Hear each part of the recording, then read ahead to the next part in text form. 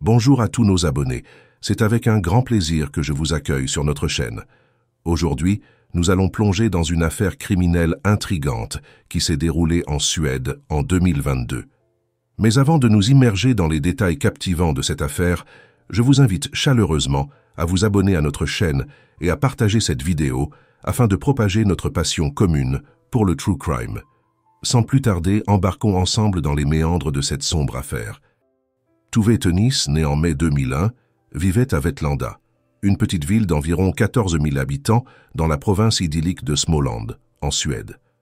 Elle avait une sœur jumelle. Après avoir grandi dans la ville de Mirø, située à environ 10 km de Vetlanda, elle était revenue y vivre à l'automne 2022, à l'âge de 21 ans.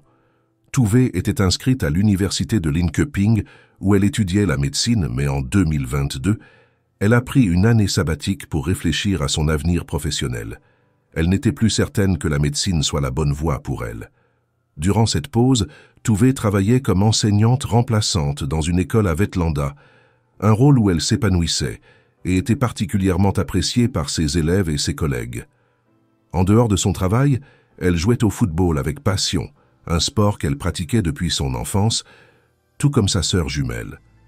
Tove était une jeune femme brillante, dont l'avenir semblait prometteur avant que son histoire ne prenne un tournant tragique.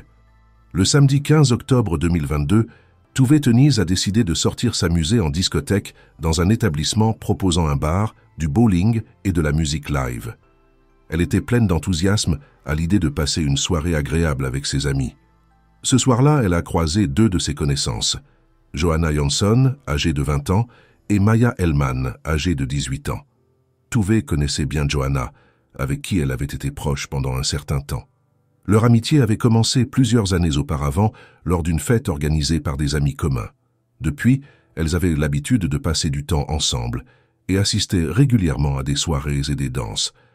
La soirée semblait se dérouler sans accroc dans l'atmosphère animée de la discothèque, où Tove profitait de la musique et de la compagnie de ceux qu'elle considérait autrefois comme des amis proches.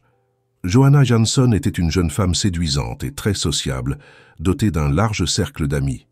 Maja Hellman, quant à elle, était également populaire, mais adoptait une attitude plus sélective dans le choix de ses amitiés. Johanna et Maja étaient devenues meilleures amies il y a longtemps, et plus tard, Tove s'était jointe à leur groupe. Cependant, malgré leur proximité apparente, la relation entre les filles était loin d'être stable. Une tension constante semblait planer, en particulier entre Johanna et Tove. Leur rencontre initiale en 2019 avait été marquée par une révélation bouleversante. Les deux jeunes femmes sortaient en réalité avec le même homme sans le savoir. Cette trahison partagée avait mené à une vive dispute lorsqu'elles avaient découvert la vérité. Bien qu'elles aient fini par se réconcilier, cet incident avait laissé des traces indélébiles sur leur relation. Ce souvenir douloureux refaisait périodiquement surface lors de leurs interactions, ravivant des sentiments de jalousie et de méfiance. Aux soirées, cette jalousie se manifestait souvent. Elles semblaient parfois en compétition l'une avec l'autre, créant une ambiance tendue. Leur dynamique oscillait entre amitié et rivalité. Et malgré leurs efforts pour maintenir une façade de cordialité, la lutte sous-jacente était palpable. Maja faisait de son mieux pour aplanir les tensions entre Tove et Johanna, jouant souvent le rôle de médiatrice lorsque des conflits éclataient. Bien que ces querelles se calmaient généralement rapidement, elles laissaient des traces. Cependant, l'été 2021 semblait marquer un tournant pour Tove et Johanna.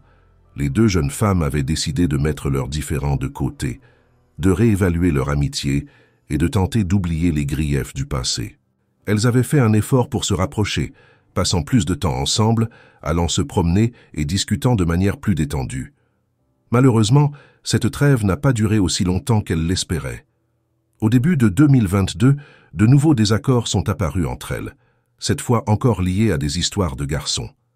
Ce retour des tensions ravivait des vieilles blessures et plongeait à nouveau leur relation dans l'instabilité. Bien que les disputes n'aient pas été aussi explosives qu'auparavant, la dynamique entre elles était devenue imprévisible, et les sentiments de rivalité et de jalousie refaisaient surface. Selon Maja, la dispute qui avait éclaté entre Tove et Johanna au début de 2022 était l'une des pires qu'elle ait jamais vues. Leur contact avait été complètement interrompu pendant un certain temps, et ce n'est qu'à l'automne 2022 que les deux jeunes femmes ont recommencé à se parler.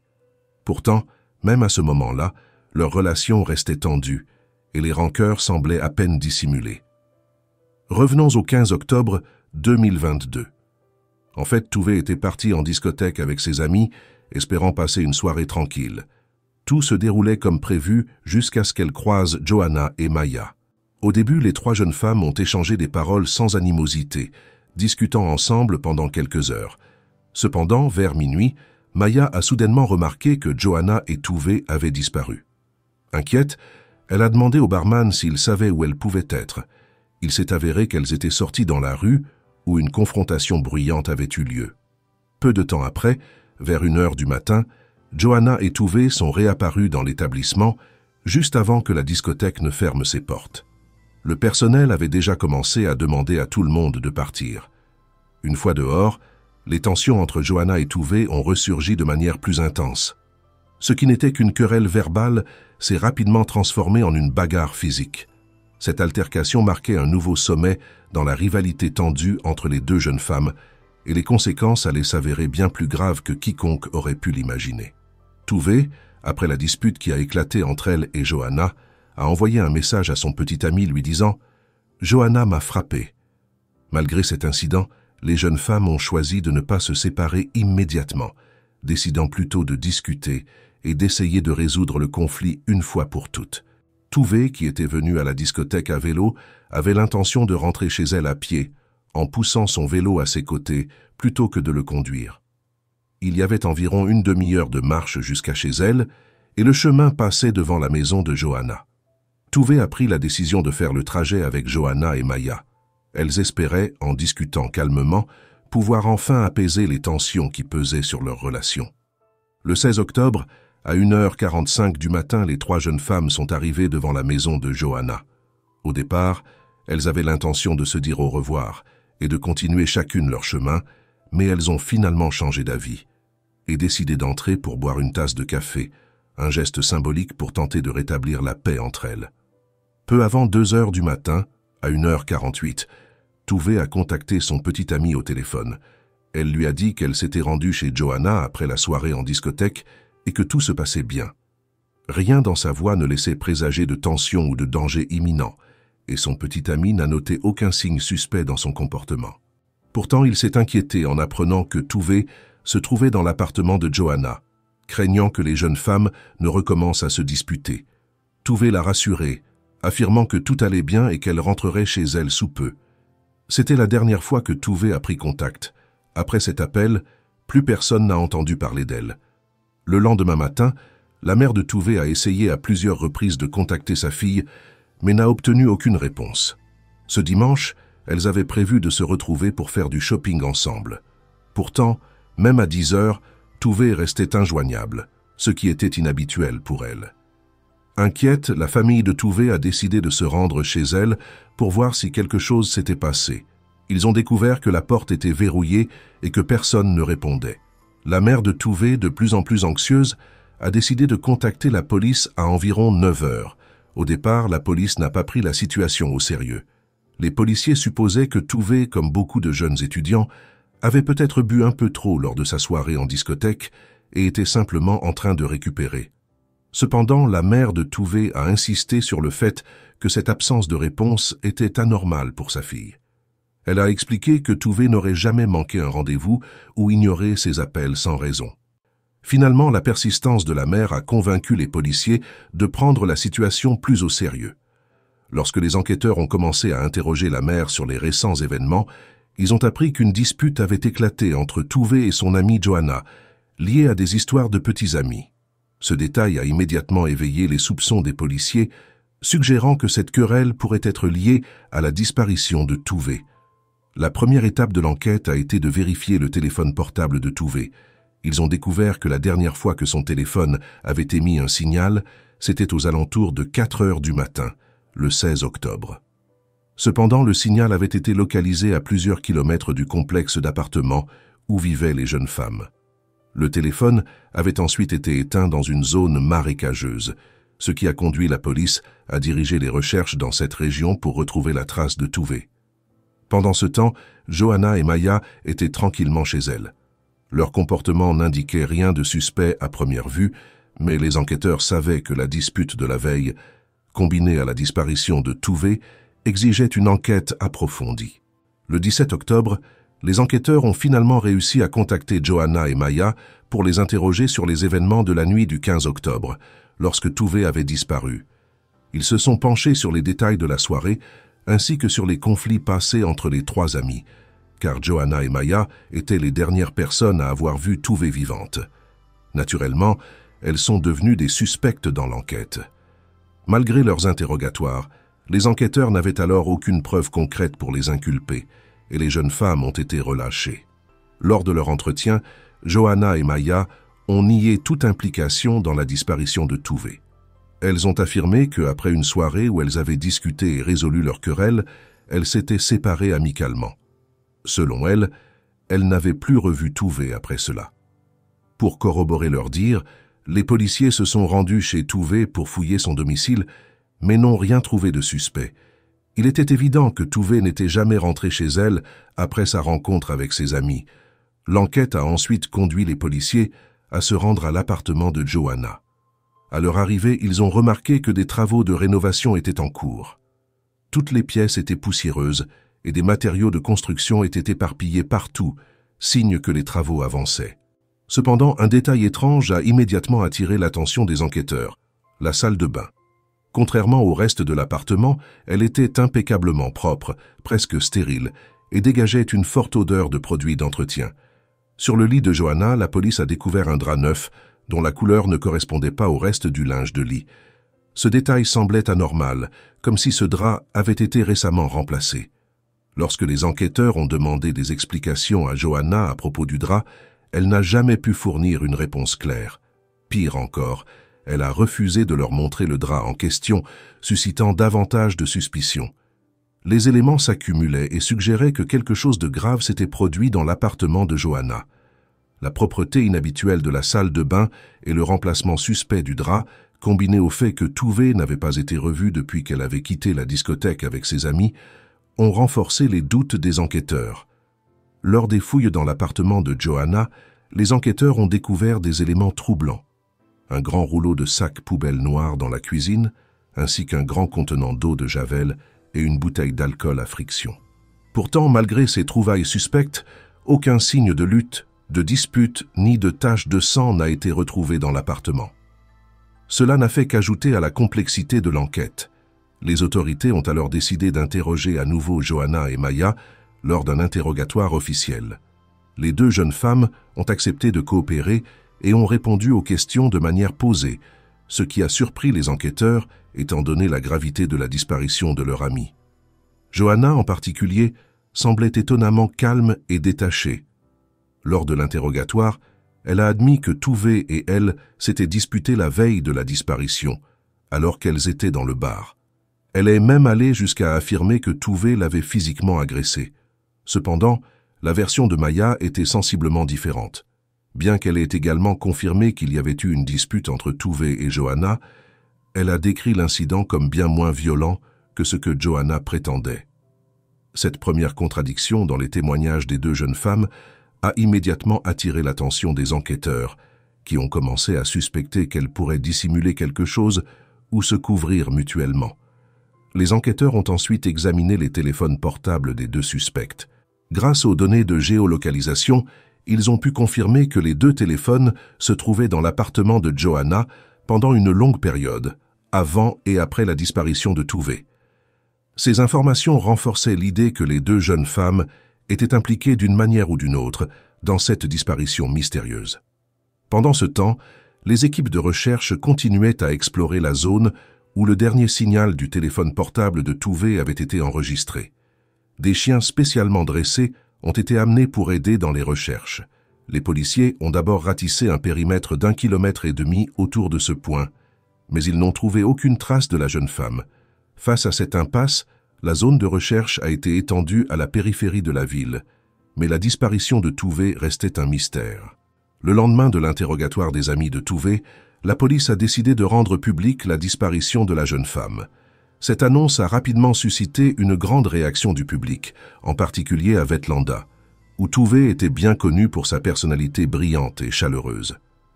Le 19 octobre, les journaux locaux ont commencé à publier des articles sur les efforts déployés pour retrouver Tuve, montrant des photographies de centaines de bénévoles se rassemblant pour participer aux recherches. Le 20 octobre, un tournant décisif a eu lieu dans l'enquête. Johanna et Maya ont été arrêtées, suspectées d'enlèvement. Malgré leur arrestation, les deux jeunes femmes ont continué à clamer leur innocence. Cependant, à ce stade, la police avait déjà recueilli des informations cruciales provenant de plusieurs témoins, dont l'un, en particulier, allait jouer un rôle clé dans la suite de l'enquête. Le voisin de Johanna, dont l'identité n'a pas été révélée pour sa sécurité, a fourni un témoignage troublant.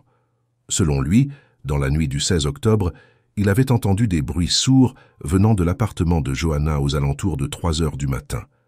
Au début, il n'y avait pas prêté attention, pensant qu'il s'agissait de bruits normaux, mais les coups avaient continué pendant plus d'1 heure. Agacé et inquiet, il avait tenté d'attirer l'attention de Johanna en sonnant à sa porte à plusieurs reprises, mais sans succès. Curieux et préoccupé, il avait décidé de sortir sur le palier pour écouter de plus près. Les coups qu'il avait entendus à ce moment-là étaient réguliers et semblaient provenir de la salle de bain. Intrigué, il a appuyé 2 fois sur la sonnette, mais, encore une fois, aucune réponse. Lorsqu'il a finalement renoncé et commencé à redescendre chez lui, il a entendu des bruits de pas précipités, suivis du claquement de la porte de l'appartement de Johanna. À ce moment-là, il a vu Johanna descendre les escaliers, souriante. Johanna s'est excusée pour le bruit, expliquant qu'elle avait une amie chez elle qui avait bu trop d'alcool et vomissait dans la salle de bain. Elle a assuré que tout allait mieux désormais et que son amie dormait sur le canapé. Elle a ensuite dit qu'elle sortait acheter quelque chose à manger chez McDonald's, qui était ouvert toute la nuit. Le voisin, encore sceptique, a proposé de l'accompagner en voiture pour la conduire au fast-food. Johanna a accepté. En sortant, il a remarqué un vélo garé de façon désordonnée dans l'allée devant la maison. Johanna a expliqué que c'était celui de son ami qu'il avait laissé là en arrivant. Le voisin, inquiet du bruit étrange qu'il avait entendu et de la durée prolongée des coups, a exprimé des doutes sur l'état de santé de l'ami de Johanna. Mais Johanna l'a rassuré, disant que tout allait bien à présent. Au cours de leur trajet vers McDonald's, Johanna a habilement changé de sujet, évitant de parler davantage de son ami. Après avoir mangé, elle a pris un hamburger supplémentaire pour le ramener à son ami. Le lendemain, le vélo de son ami, qui avait été appuyé contre la clôture par le voisin, a disparu. Johanna a informé son voisin que son ami se sentait mieux et qu'elle l'avait raccompagné chez elle le matin. Cependant, ces détails troublants, ainsi que les témoignages contradictoires, renforçaient les soupçons de la police. Le comportement de Johanna semblait calculé et les explications données aux voisins paraissaient de plus en plus douteuses. Lorsque le voisin a partagé son témoignage avec la police, il a souligné à quel point le comportement de Johanna lui avait semblé étrange, surtout après avoir appris la disparition inquiétante de Tuve, qui possédait un vélo. Le détail du vélo garé en désordre, que Johanna avait mentionné comme appartenant à son ami, prenait alors une importance cruciale. Les enquêteurs, pressentant que quelque chose clochait, ont décidé d'examiner de plus près les données de localisation des téléphones portables de Johanna et de Tuve. Ce qu'ils ont découvert a rapidement bouleversé l'enquête. Ils ont constaté que Johanna n'était pas simplement allée au McDonald's cette nuit-là. L'analyse des mouvements de son téléphone portable a révélé plusieurs déplacements durant la nuit. Le plus troublant était que les données de géolocalisation du téléphone de Tuve correspondaient exactement à celles du téléphone de Johanna, montrant qu'ils avaient suivi le même trajet. Cela suggérait que Tuve, ou du moins son téléphone, avait été déplacé en même temps que Johanna cette nuit-là, bien après l'heure à laquelle elle était supposée se reposer chez Johanna. Cette nouvelle information a renforcé les soupçons des enquêteurs, indiquant que Johanna et peut-être Maya avaient continué à déplacer le corps ou les affaires de Tuve après sa mort, dissimulant ainsi des preuves. Le comportement de Johanna, son récit ambigu et l'absence de réponse claire concernant l'état de Tuve ont poussé la police à intensifier leur investigation. Lors de son interrogatoire, Johanna a finalement admis avoir emporté le téléphone portable de Tove avec elle lorsqu'elle s'était rendue au McDonald's cette nuit-là. Cependant, elle n'a pas été capable d'expliquer pourquoi elle avait pris ce téléphone.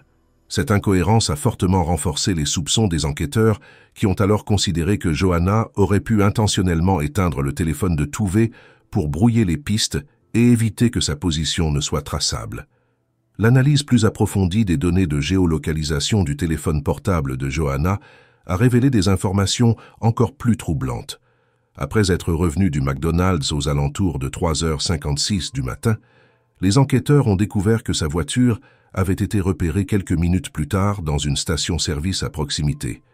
Mais ce n'est pas tout. Les données de géolocalisation ont ensuite montré que Johanna s'était dirigée vers une zone boisée, située à environ une demi-heure de son domicile. Le fait qu'elle se soit rendue dans cette région le lendemain également semblait particulièrement suspect. Ce qui a encore aggravé la situation, c'est que les enquêteurs ont constaté que le dernier signal du téléphone portable de Tove avait été enregistré précisément dans cette même zone. Convaincu que quelque chose de grave s'y était passé, la police a intensifié ses recherches dans la zone forestière. 2 semaines plus tard, les équipes de recherche ont finalement découvert le corps d'une jeune femme. Cette découverte a bouleversé l'enquête. Tout portait désormais à croire que ce corps appartenait à Tove et que Johanna était impliquée dans la mort de Tove et qu'elle avait tenté de dissimuler son corps dans cette région isolée. Les mouvements de son téléphone, la disparition soudaine de Tove et le comportement suspect de Johanna ont tous conduit à la conclusion que cet incident n'était en aucun cas un accident. Le 2 novembre, une équipe de recherche a fait une découverte macabre dans une zone boisée, non loin d'une zone inondée à proximité de la ville. À environ 8 mètres d'un talus, sous la surface du sol forestier, les enquêteurs ont remarqué quelque chose d'anormal. Le sol dans cette zone semblait avoir été perturbé et ils ont trouvé des fragments brûlés, des débris, ainsi que des sacs poubelles noirs similaires à ceux retrouvés dans l'appartement de Johanna. Une analyse plus approfondie a confirmé que ces sacs étaient identiques à ceux découverts chez Johanna. Sous une fine couche de terre, les enquêteurs ont mis au jour des restes humains gravement brûlés. L'identification du corps a été possible grâce à l'examen des dossiers dentaires, confirmant qu'il s'agissait bien de Tove. Le corps avait été enveloppé dans un drap dont le motif correspondait exactement à celui retrouvé sur le lit de Johanna, mais qui avait mystérieusement disparu lors de la perquisition de l'appartement. Les restes de Tove étaient également enveloppés dans des sacs en plastique similaires à ceux retrouvés dans la maison de Johanna. Les enquêteurs ont déterminé que le corps avait été transporté dans cette forêt isolée, loin des sentiers habituels, pour éviter que quiconque ne tombe accidentellement sur la scène macabre. Une fois dans cette zone éloignée, les criminels avaient tenté de dissimuler leur crime en brûlant le corps de Tove. Les experts médico-légaux ont découvert plusieurs bouteilles d'alcool à friction carbonisée sur les lieux, apparemment utilisées pour intensifier les flammes lors de l'incinération du corps. Ces bouteilles correspondaient exactement à celles trouvées dans l'appartement de Johanna. Un autre élément incriminant a été révélé lorsque la police a examiné les déplacements de Johanna après la disparition de Tove. Il a été découvert qu'immédiatement après le meurtre, ainsi que le lendemain, Johanna s'était rendue dans une quincaillerie locale. Les images de vidéosurveillance ont montré Johanna achetant un nouveau drap, de l'essence et 3 bouteilles d'alcool à friction, confirmant son intention de brûler les preuves. Ces mêmes bouteilles ont été retrouvées parmi les cendres sur la scène du crime dans la forêt. Pour consolider les preuves de la culpabilité de Johanna, les enquêteurs ont également décidé de vérifier l'historique de son navigateur. Ce qu'ils allaient découvrir allait fournir un éclairage encore plus accablant sur les préparatifs et l'exécution de son plan macabre. En janvier 2021, Johanna avait méthodiquement recueilli des informations inquiétantes sur divers sujets liés au meurtre. Comment tuer quelqu'un? Comment se débarrasser d'un corps? Quelles étaient les sanctions en Suède pour un homicide? Et comment se comporter dans les prisons pour femmes? Cela a révélé qu'elle avait planifié le meurtre près d'1 an avant de le commettre. Face à ces preuves accablantes, Johanna et Maya ont été accusées de meurtre au 1er degré, ainsi que de tentative de destruction de preuves. La découverte de ces éléments a secoué toute la Suède. En hommage à Tove, plus de 200 personnes se sont rassemblées sur le terrain de football où elle jouait depuis sa jeunesse. Ensemble, Ils ont lancé des lanternes lumineuses dans le ciel pour honorer sa mémoire. Au fur et à mesure que l'enquête avançait, les soupçons contre Johanna et Maya se sont intensifiés. Suite à l'autopsie, de nouvelles preuves compromettantes sont apparues, ce qui a mis encore plus de pression sur les deux jeunes femmes. La Suède entière suivait avec attention le développement de l'enquête, alors que la vérité semblait se rapprocher. Finalement, Maya, âgée de 18 ans, a décidé de coopérer avec la police. Le 2 décembre, elle a révélé sa version des événements de cette nuit fatidique. Maya a expliqué que peu de temps après leur arrivée à l'appartement de Johanna, une nouvelle dispute avait éclaté entre Johanna et Tove. Maya avait essayé de calmer la situation, mais épuisée, elle avait fini par s'endormir sur le lit de son amie. Dans la nuit, Johanna l'avait réveillée brusquement, lui montrant le corps de Tove, qui gisait inerte dans le couloir. Maya a affirmé qu'elle n'avait aucune idée de ce qui s'était réellement passé. Johanna lui avait dit que Tove était tombée dans la salle de bain et s'était cogné la tête, perdant connaissance. Elles avaient vérifié son pouls, mais il n'y avait plus de signe de vie. Selon Maya, elles avaient paniqué et décidé ensemble de se débarrasser du corps.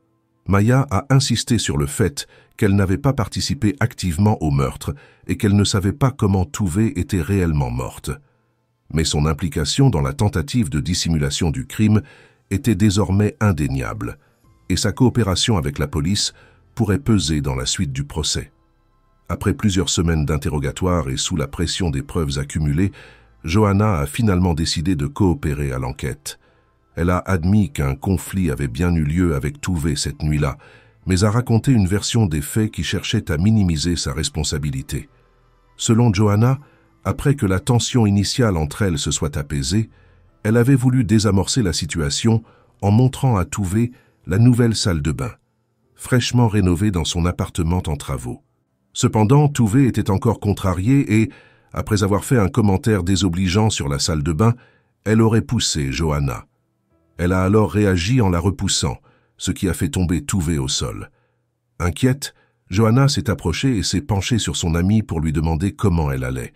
C'est à ce moment-là, selon Johanna, que Tove l'aurait attrapée par la gorge et aurait commencé à l'étrangler. En état de panique, Johanna a réagi en saisissant également le cou de Tove, essayant de se défendre en utilisant la même technique. À ce moment-là, Maya, qui avait apparemment tout vu, serait intervenue pour tenter de les séparer. Toutefois, selon Johanna, au moment où Maya est parvenue à desserrer les mains de Tove, celle-ci ne respirait plus. Réalisant que Tove était morte, Johanna et Maya ont pris peur et ont décidé de se débarrasser du corps pour éviter des conséquences encore plus graves. Johanna a également mentionné qu'au cours de la nuit, alors qu'elles étaient en train de gérer la situation, un voisin était venu frapper à la porte. Elle avait alors décidé de sortir de l'appartement et de prétexter une sortie pour aller chercher à manger tout en rassurant le voisin. À son retour, elle s'était occupée du vélo de Tove en le déplaçant, puis les deux jeunes femmes avaient entrepris de se débarrasser du corps. Le récit de Johanna, tout comme celui de Maya, a rapidement perdu de sa crédibilité aux yeux des enquêteurs. Selon Johanna, après la mort de Tove, elle était allée au magasin pour acheter ce dont elle avait besoin pour se débarrasser du corps, des draps, des sacs poubelles et de l'essence. Le corps de Tove a été enveloppé dans un drap et des sacs poubelles. Puis, avec difficulté, les deux jeunes femmes ont transporté le corps jusqu'à la voiture de Johanna. Elles l'ont conduit dans une forêt isolée, où elles ont aspergé le corps de carburant et tenté de le brûler. Cependant, le feu s'est rapidement éteint, forçant Johanna à retourner à la quincaillerie pour acheter davantage d'essence. Après être revenue, elle a réitéré la tentative d'incinération. Malgré tous leurs efforts, les histoires des deux jeunes femmes ont suscité beaucoup de scepticisme. Celle de Johanna, en particulier, semblait absurde, notamment lorsqu'elle prétendait que Tove avait initié la lutte et l'avait étranglée après être tombée. Les enquêteurs connaissaient déjà le caractère plus agressif de Johanna et son tempérament colérique, tandis que Tove était décrite comme une personne calme et non provocatrice. La théorie selon laquelle Tove aurait agressé Johanna après avoir été repoussée ne correspondait pas à la personnalité de la victime, et cela a rapidement été perçu comme une tentative désespérée de se défendre face aux accusations. De plus, les témoignages de Johanna et Maya divergeaient sur des points cruciaux. Johanna, bien qu'elle ait admis sa participation au crime, insistait sur le fait qu'il s'agissait de légitime défense. Maya, en revanche, rejetait cette version. Selon Maya, elle n'avait pas assisté à une bagarre entre les deux, mais avait plutôt dormi et découvert le corps sans vie de Touvé après coup. Elle a affirmé qu'au moment où elle s'était réveillée, Johanna semblait satisfaite du résultat, ce qui la laissait penser que son amie avait intentionnellement tué Touvé pendant qu'elle dormait. Le procès tant attendu de Johanna, 20 ans, et Maya, 18 ans, a débuté le 27 mars 2023, et toute la Suède suivait l'affaire de près, choquée par la cruauté de ce crime. Le jury devait déterminer si les deux jeunes femmes étaient coupables de meurtre, une affaire d'une rare intensité. Selon l'accusation, les deux jeunes filles avaient menti tout au long de l'enquête. Le parquet a soutenu que, lors d'un accès de colère, Johanna et Maya avaient décidé de s'en prendre à Touvé. Le scénario avancé par les enquêteurs était que Maya avait maintenu Touvé au sol pendant que Johanna l'étranglait. Après avoir tué leur amie, elles auraient emmené son corps dans la forêt, l'auraient aspergé de liquide inflammable et l'auraient brûlé pour effacer toute trace de leur crime. Les preuves médico-légales recueillies dans la salle de bain, malgré le nettoyage méticuleux, ont révélé des traces d'ADN des trois filles, confirmant que l'acte avait eu lieu dans l'appartement. Bien que l'accusation reconnaisse que Maya n'avait pas directement participé à la strangulation, elle était accusée de complicité pour avoir aidé Johanna en immobilisant Touvé et pour avoir participé à la destruction des preuves et à la dissimulation du corps. Les avocats de Johanna ont tenté de dévier la responsabilité vers Maya, affirmant que Johanna n'aurait pas pu agir seule et qu'elle avait été poussée à bout dans un moment de panique. Ils ont également argué que la participation de Maya dans le nettoyage et la dissimulation du corps pourrait être attribuée à la peur et à l'intimidation que Johanna aurait exercée sur son amie plus jeune. De leur côté, les avocats de Maya ont nié toute participation active de leur cliente au meurtre, insistant sur le fait qu'elle dormait pendant les faits et qu'elle n'avait découvert le corps qu'au réveil. Malgré ces arguments de la défense, le jury, après avoir longuement délibéré, a estimé que les deux jeunes femmes étaient coupables de meurtre au premier degré. La sentence a été historique. Johanna et Maya ont été condamnées à la prison à vie, une décision inédite en Suède pour des accusés de moins de 21 ans. Ce verdict sévère, la première du genre dans le pays, a suscité de nombreux débats sur l'équité de la décision. Certains estimaient que Maya, en particulier, aurait dû bénéficier d'une clémence, étant donné son jeune âge et la domination supposée de Johanna dans leur relation. Malgré la condamnation, des zones d'ombre subsistaient. Deux versions différentes des événements étaient avancées, et il est possible que la vérité complète ne soit jamais connue. Si l'une des filles dit la vérité, l'autre ment forcément. Mais si les deux filles ont menti, la seule personne qui aurait pu expliquer ce qui s'est réellement passé dans l'appartement de Johanna, cette nuit fatidique, est désormais morte. L'affaire de Touvé Teni a pris une tournure inattendue après la condamnation initiale de Johanna et Maya pour meurtre. Après le verdict, les avocats des deux jeunes femmes ont tenté de faire appel, et l'enquête a révélé de nouveaux éléments troublants qui ont encore assombri l'image de Johanna. Il s'est avéré qu'un an avant le meurtre, Johanna avait nourri une haine profonde envers Touvé, exprimée à travers des poèmes haineux qu'elle avait écrits sur elle et sa sœur jumelle. Cette haine n'était pas simplement verbale. En janvier 2022, Johanna avait tenté de mettre le feu à la maison de Touvé en plaçant plusieurs morceaux de carton dans la porte et en y mettant le feu. Heureusement, l'incendie avait été maîtrisé avant de causer des dommages irréparables, mais la façade et les garnitures de porte avaient été gravement endommagées. Ces nouvelles révélations ont montré que Johanna avait un mobile solide pour vouloir la mort de Touvé. Elle avait même confié à plusieurs amis qu'elle souhaitait la voir morte. Ces éléments ont considérablement renforcé l'accusation contre Johanna. Cependant, la situation de Maya a évolué. La cour d'appel a estimé que les preuves contre elle pour meurtre étaient insuffisantes. Maya a ainsi été acquittée des accusations de meurtre, mais elle a été reconnue coupable d'entrave à la justice et de complicité dans la dissimulation du corps. Pour cela, elle a été condamnée à 1 an de prison. Le 31 décembre 2023, Maya a été libérée après avoir purgé sa peine. Beaucoup ont fini par croire que Johanna avait agi seule pour tuer Touvé et que Maya n'avait fait qu'aider à se débarrasser du corps, d'où la présence de son ADN dans la salle de bain. Quant à Johanna, la cour d'appel a réduit sa peine de prison à 16 ans estimant que les circonstances ne justifiaient pas une peine à perpétuité. Elle devra ainsi rester en prison jusqu'à ses 36 ans. Les deux filles ont également été condamnées à verser 1 million de couronnes suédoises, environ 90 000 €, à la famille de Tove en compensation. Consciente que ses chances de contester la décision étaient désormais quasi nulles, Johanna a tenté un coup désespéré. Le soir du Nouvel An 2024, elle a essayé de s'évader de prison avec l'aide d'une autre détenue. Leur plan était de prendre en otage un membre du personnel de la prison et de s'enfuir. Cependant, la direction de la prison a eu vent du complot à temps, et leur tentative d'évasion a été déjouée avant qu'elle ne puisse être mise à exécution. Ok, chers amis, merci de nous avoir suivis dans cette exploration poignante. Prenez soin de vous et de vos proches. À bientôt pour une nouvelle affaire criminelle.